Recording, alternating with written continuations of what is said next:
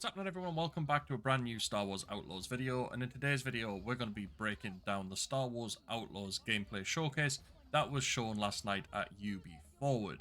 Now, we are going to be doing this sort of live and as a watch-along type video, so make sure you stay to the end to check out all of these features that I've noticed and that I get to talk about in this video. So let's not wait around and let's dive on in. So this does start off with Kay playing on an in-game minigame. Now, there are a lot of mini games in the game. Apparently, I don't know how many, I don't know what they're all going to be about, but it is something that I've seen. Now, there is a leaderboard here as well, which I kind of want to talk about because it could be a global leaderboard of everybody who plays Star Wars Outlaws, but I think it's more likely that it is just a leaderboard that is unique to your specific game. Now, the game, to me, does look absolutely stunning so far. I just hope the gameplay matches up with the graphics. Now, something I want to talk about just quickly is in the top right hand corner. There is an opportunities nearby notification if you press up on the D-pad. I'm not quite sure what this is sort of alerting you of. I think it could be something to do with missions or the next part of the gameplay. I'm not sure what is classed as opportunities within the game, but I do like how it lets you know that something is nearby to your location that you might want to go ahead and check out. They don't show you whether or not this appears on the map or anything like that, or how to even identify it. I'm assuming if you just press up on the D-pad, it shows you what opportunities there are. Now again, like I said, we pause it here.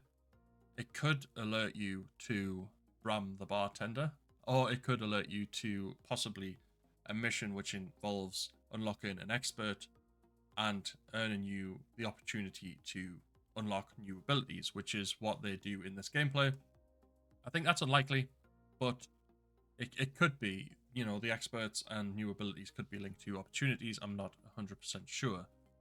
Now, there are what looks like, is that 8 experts in Star Wars Outlaws, possibly 9. I'm not sure if the middle one is meant to be left blank or they just don't want to reveal who that is. They could have put a question mark there, or that could be related to the story. It could come after you complete it. I'm not 100% sure. Now you can see that these experts allow you to unlock abilities. We've got 2 out of 6 in this gameplay for Bram, and they do go into a little bit, so let's start watching. I'm not sure. So yeah, we've got the mechanic and the slicer, and then back to Bram. Now I'm going to pause it here because these are the abilities that these experts can help you unlock. We've got Cantina Brawling, which allows K to execute melee attacks by pressing X, and if you press it repeatedly, you will chain hits. So you can have melee combat in Outlaws. I'm not sure, can you not do melee combat until you unlock Cantina Brawling, or are they just single attacks until you can learn how to chain them together through Cantina Brawling? I'm not sure, but melee combat is confirmed in the game now. And then lockpicking is the next ability of Bram, where you'll be able to open a variety of doors and containers by succeeding at the lockpicking minigame. Now, I've seen the lockpicking minigame in this gameplay. I've also seen the hacking gameplay, or the hacking minigame. I don't know if hacking and lockpicking are two in the same, or maybe hacking is a different skill. I'm not entirely sure.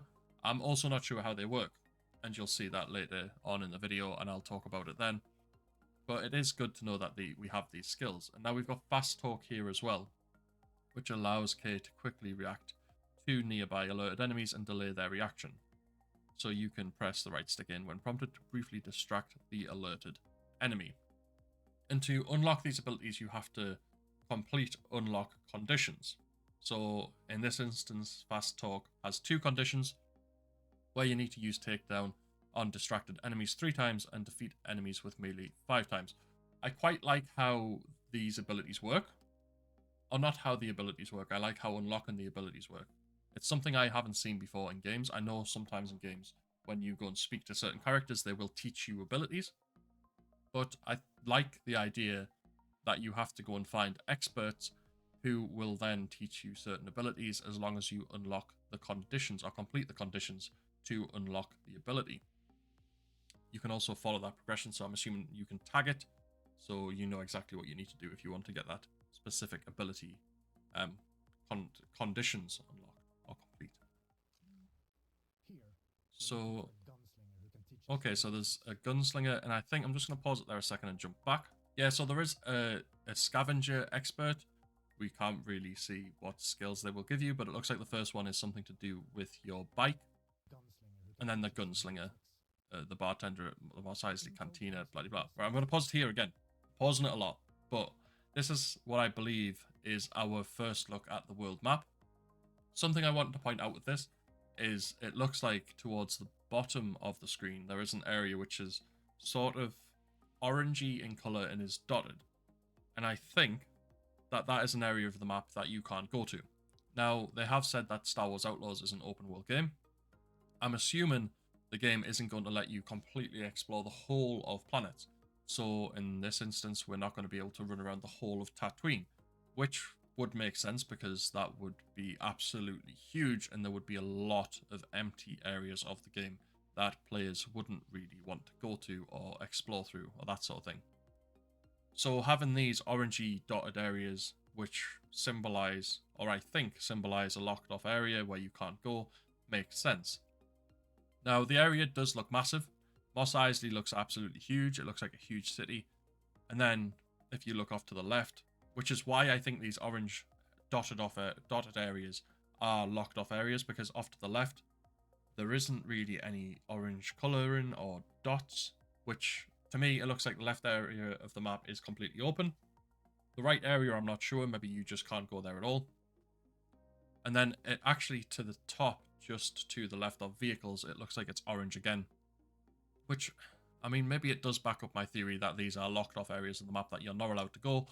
Maybe they will open up in the future since there are roads that lead into those areas. I don't know, we'll just have to wait and see. But first impressions of the map, it looks like areas may be quite large. Whether or not they're interesting and full of characters and things to do is another question. This particular area to me looks like a sort of hub area where there are vendors, it looks like. Somewhere to go, maybe buy new equipment, new customization for maybe K, maybe your weapon, maybe the ship, I'm not sure.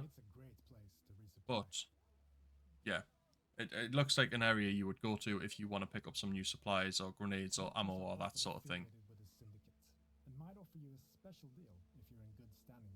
Yeah, so some of these vendors are linked to the factions in the game. So if you have a really good standing with the Pikes, then maybe you'll get better prices. I'm going to pause it here as well, just because to the right of K, there is a corrupt Imperial officer who does mention about wiping off your wanted level. So it looks like in the game, which is something everyone suspected, you will be able to wipe off your wanted level without just, going to space jail or whatever it was going to be. Now, I'm assuming these corrupt officials, you will go to them, you will pay a certain amount of credits, and you will have your wanted level removed. What I hope, and I think it would make it a bit more interesting, is that not every corrupt officer wants credits. I would like to think that some corrupt officers may want you to complete a certain set of actions. Maybe they want some intel destroyed. Maybe they want you to go and get intel, so then they will do you the favor of wiping off your wanted level. I think it would just add a bit more variety than just going to a corrupt Imperial officer every single time and paying credits to wipe off your wanted level. I'd like some variety. I think it would make the game a little bit more interesting. Got a R2 unit there, which is quite cool. I wish we could get our own, but I'm happy enough with Nix. So this is our ship, and I believe we've just walked past a vendor who may be able to add stuff to your ship, like new weapons and that sort of thing. I was a little bit disappointed with this particular clip because I wanted to see inside of the Trailblazer a little bit more. I wonder if you're going to be able to customize the inside as well as the outside. Are you going to be able to change interior colors, maybe furniture, that sort of thing? Maybe not, but it would be quite cool. Right. Okay, so we're in space. Right, okay. Just going to pause it there quickly because they have activated a scan in space, which has identified nearby opportunities. Now, just as well, I'll quickly go over the HUD, which I've noticed. So you've got two archers on either side of your screen. To the left, you've got what looks like in the top left is a shield, and in the bottom left, the health of your ship, which will obviously, help you realize whether or not you can continue fighting in these dogfights, or whether or not you need to take a break or repair or anything like that. To the right, it looks like in the top right, there is some sort of movement boost or maneuver power or something like that. And then in the bottom right, or, well, to be fair, most of the right-hand side is a bar of your actual speed. Because you will notice in the gameplay, when the Trailblazer slows down, that bar will drop a little bit, and then when they start to speed up, the bar will increase. So you can, expect it, but you can control the speed of your ship. And in the bottom left, it looks like there are 4 icons. In the very far left or right of the D-pad, it looks like that is how you initiate your jump to hyperspace. I'm assuming when you activate that, that's when you get the list of the destinations you can jump to, and then obviously you choose, and then you have that sequence where you jump to hyperspace. X, maybe that's your movement boost button, because the symbols do match. Or maybe that's your maneuver button or something like that. Maybe that changes when you are in combat. I'm not entirely sure. Then the third one along, which has already been activated, is the scan, which identified this opportunity in space for you to participate in. Then the final one, down on the D-pad, looks like that is just simply your repair, which will help you gain health back for your ship. Now we'll just continue on. Now with this interaction or opportunity in space, you've got to defend the pike freighter. Sorry, I thought maybe said pike fighter. So what this is going to do is, if you successfully complete this event, it's going to improve your standing with the pikes, which is, I quite like that idea that you can head off into space and there are going to be opportunities for you to either damage or improve your relations with the factions within the game. Just going to pause again quickly here, because if you look in the bottom right, those are our combat buttons for our starfighter. So on the right trigger, we've got our blasters or turbo lasers or whatever you want to call them, which is your main attack. A is for your missiles, and then B is a turret ability. We might have seen that in action, I'm not entirely sure yet, but I just thought I'd point them out as your weapons when controlling the Trailblazer. So as well, one thing to notice is in these space battles, it's kind of reminding me a bit of Battlefront 2. You have the indicator which you shoot at, which is telling you if you shoot at this particular point, you've got more chance of hitting the enemy ship, which is what Battlefront actually did as well. So that's quite cool to see that there. It's a good way to do this sort of starfighter battle, I think. Maybe depending on your difficulty. I'll pause it there. Maybe depending on your difficulty, you will have that icon. Maybe on some you won't. On the right hand, or the left hand side of the screen, sorry, that's where you can see, because this interaction has been successfully completed, the pike reputation has gone up, and you've also got yourself some nice credits. So it's worth partaking in these events. Even if you don't want to improve your standing with syndicates, you can make some credits, which is quite nice. So here we go. You've seen that, by the way, on the jump to hyperspace. When it was activated, you got the list of destinations on the left hand side for you to choose from, and also there was a little map icon underneath where you could kind of it gave you an indication of where you're going to go. I'll just pause it here because there's something I wanted to point out. When you arrive in a system or at a destination, at the top of the screen in the middle you'll see that says HUT territory. When you arrive at a destination, like I've said, it is going to tell you which syndicate controls the area you're in or you've arrived at. So if you have a bad reputation with the HUTs, which I believe they do in this video, you know that you need to keep your head down basically. Or you could try and improve your reputation so that you aren't necessarily hunted, or people are more sort of accepting of you in this system or this area. It's a cool little feature. I quite like how it lets you know. You don't have to go looking for it. It's just something that says, this is who controls this area. So you kind of know where you're at with your standing. I'm going to pause this scene here because I should have done it before. This is the same sort of menu that you get when you're jumping to hyperspace. So you've arrived at Tatooine, and these are a list of places you can land. So you can land at Mos Eisley Docking Bay 94, Bestine, Wayfar, or Mos Algo. And it looks like, obviously, you click A at your desired destination, and then you land. Now, this to me looks like the game takes control of your ship when you select which location you want to land at. This does not look like it's controlled by the player to me. It looks like a sort of animation in a way, but keeps the HUD to keep you immersed. Then, finally, when you get through the clouds, I'm pretty sure it does jump to a cinematic where the ship is landing. Not so far, but it's at this point where it changes to the cinematic, and this also makes me think the game takes control of your ship as soon as you select which area you want to land at, which is fine. But to me, it's not true ground to space if the game takes control and makes you land at a certain area. One thing I like about this sequence of shots is the worlds do look lived in. I like how they look authentic. They do really look like Star Wars. And obviously you can interact with the NPCs in the game. You can play games with them.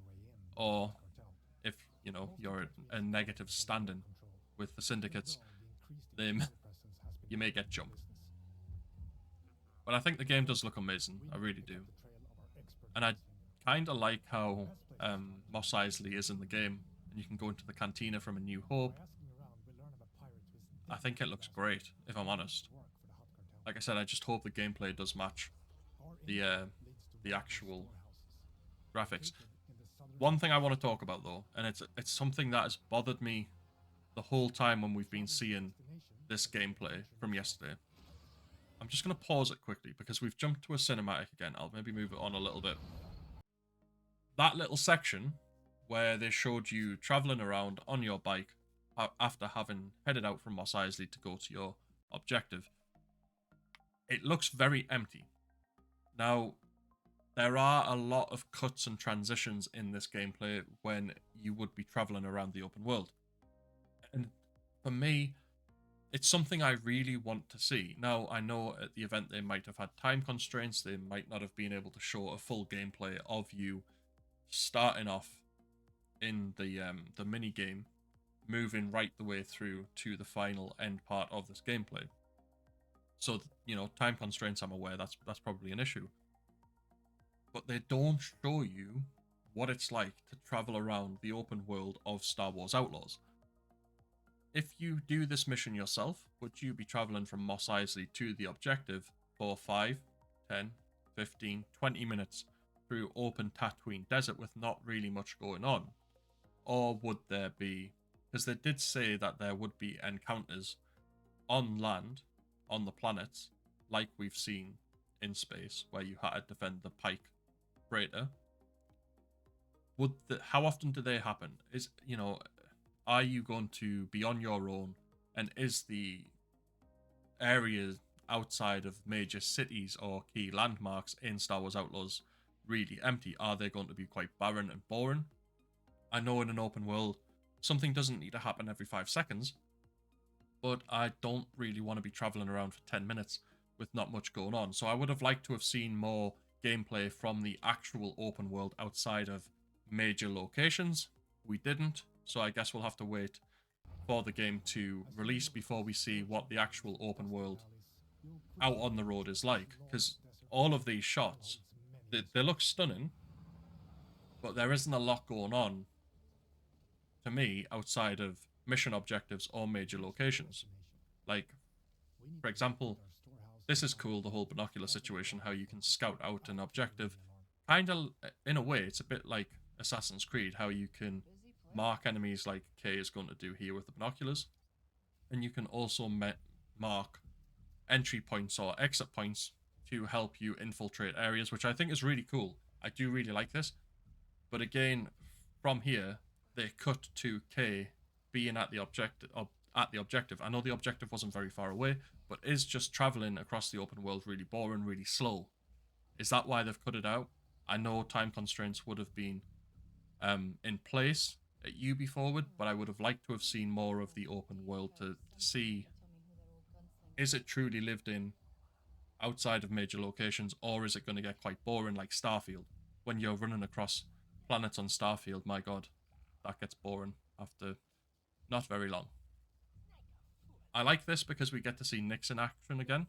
You can obviously team up with Nix to take down, you know, Wish Greedos, which is quite cool. And I do like how Nix is utilized. For example, in this situation, when it happens, when Nix scans an area, I'll just pause it. When Nix scans an area so you can see what's about, you can see the enemies, that sort of thing, any key points of interest. On the right-hand side of the screen, my head might be covering it, but there is a blue barrel, which I'm assuming is something you can utilize on your infiltration or maybe your exit to help you along with this objective. I am liking the look of Nix and how you can utilize the character in the game. I can't wait to see more of it, if I'm honest with you. But I do like this aspect of the game. It looks like not every single mission is going to be a run and gun situation. You are going to be able to utilize stealth to infiltrate areas. Like, for example, just there, I would have paused it, but I'm not quick enough. It looks like she's stunned an enemy rather than just outright blasting them, which I quite like. I like how that's an option. You can choose to stun enemies rather than shoot them. I'm going to pause it here because this is the lockpicking aspect of the game that I kind of wanted to talk about, because no matter how many times I've watched this video, I can't figure out how the lockpicking works.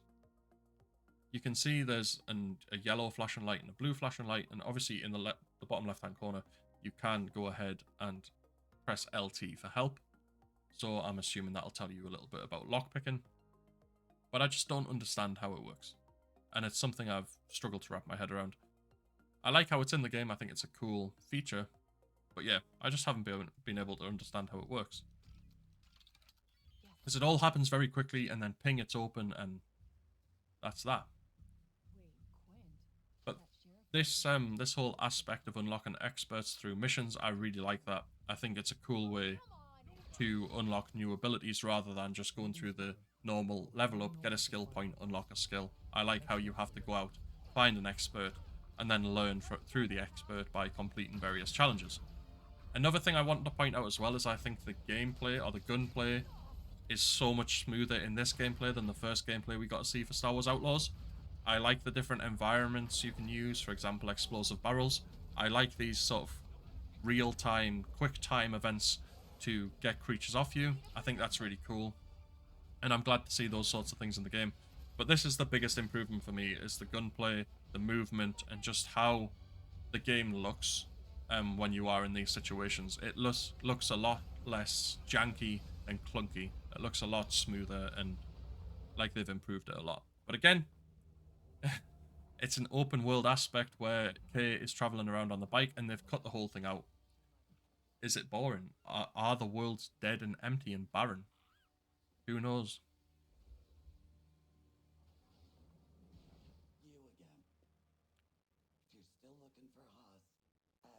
Right, I'm going to pause that there. Because this is something that I've struggled to figure out since the gameplay came out. It sounds like the character to me says Han. The character could say Has, but to me it sounds like Han. And I'm interested to see if you are looking for Han Solo at any point in this game. Could be interesting, you know, he's a renowned smuggler. And I just think we have seen Han is in the game frozen in carbonite. We have seen Lando as well in the trailers and in some of the sort of material from Ubi Forward. So, you know, it wouldn't surprise me to hear Han mentioned a lot more than just being frozen in carbonite, but I guess we'll have to see. Let me know down in the comment section what you think the character says. Actually, I'm here for you. I heard you're the best shot on the planet. Oh, and you want to be second best. Yes, we do, because you're an expert and we're trying to learn from you. And I need to get ready. Get your blaster out. What we have just shown you is the beginning of one of the many adventures. Right, I'm going to pause it again at this point, because this skill looks to me like the Deadeye. Is it the Deadeye skill or the Deadeye feature or mechanic from Red Dead Redemption? I do like how it looks. They've obviously taken inspiration from Red Dead Redemption for this, because you slow down time, you mark your enemies, and then you blast them afterwards. Do you take them out all in one shot? I'm not sure. But I just think it's interesting to see that sort of Deadeye mechanic in Star Wars Outlaws. Upgrade your speeder. Again, the game just looks absolutely gorgeous. The graphics do look amazing. Become an I'm going to pause it there because that is a Death Trooper, and that is, I believe, part of the wanted system in the game. The more wanted you are by the Empire, the more resources they plow into coming after you. I don't know how many levels there are of the wanted system. I'd assume it's maybe 5 or 6. But again, as well, Kay is actually stunning this Death Trooper. She's not outright taking him out. She is stunning him, so I do like that option where you don't have to necessarily blast your way through everything. There are other ways to get around enemies. But I do like seeing that wanted system in play with these Death Troopers being out here. And we already know ATSTs and that sort of thing will come after you if you are highly wanted by the Empire. It does to me, it just looks so cool. Finding an expert is always an adventure in a galaxy full of opportunities. Like I said, the graphics are amazing. I just hope the gameplay holds up to the graphics or matches the graphics. The worlds in major locations do look really lived in. I'm a little concerned about how the worlds will be in the more open areas. But I guess we'll have to wait and see what the game is fully like when it does release. But that is it for this video, so please do let me know down in the comment section below what you think of the gameplay we have seen from Ubi Forward yesterday. Let me know about what I've said. Do you agree with what I've said? Have I missed some parts that you've noticed? Let me know what you think that character says as well. I'm really interested to hear what everyone else's take is on that. And also, one of the major things for me is let me know what you think the open worlds are going to be like. Do you think they are going to be completely full throughout, or do you think it is going to be a bit like Starfield? Because they've gave us the speeder bike to get through areas quite quickly. Are there going to be large areas where there's not really much going on? If you have enjoyed this video and you found it helpful and informative, make sure to smash a like on it to show support for Star Wars Outlaws on the channel. And if you are new to the channel, you've enjoyed the video, found it helpful and informative, make sure to subscribe to be kept up to date with all future content. But other than that, we'll see you in the next video.